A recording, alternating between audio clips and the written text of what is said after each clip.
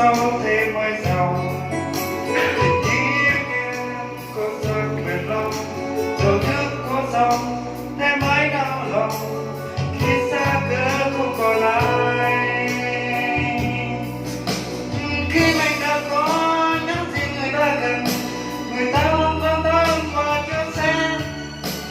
Khi mình xa cơ ta biết trong cuộc đời, người ta mang mình ra để mà khi gian nan mới biết là vào ngoài tình nhân ơi có mấy người cũng như tôi.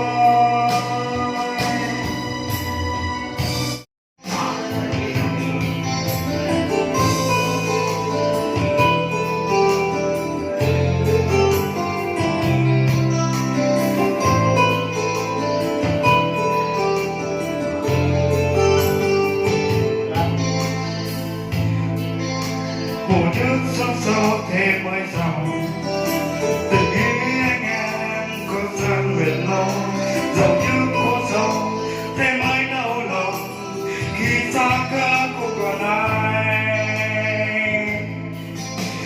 Khi mình đã có những gì người ta cần, người ta luôn quan tâm và chia sẻ.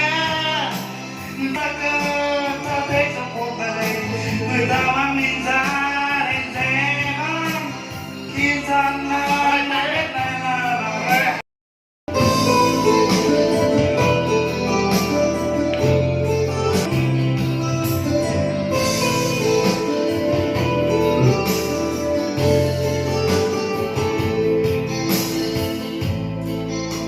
hồ nước sông sâu thêm mây giàu tình nghĩa anh em có rằng bền lâu dầu nước có sâu thêm mãi đau lòng khi xa cơ không còn ai.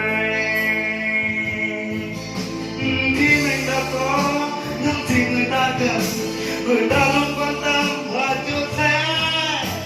Khi mình xa cơ ta thêm trong cuộc đời, người ta mang mình ra đành dễ vắng.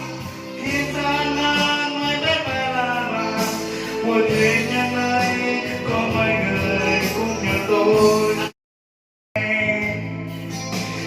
Khi mình đã có những gì người ta cần, người ta luôn quan tâm và chia sẻ.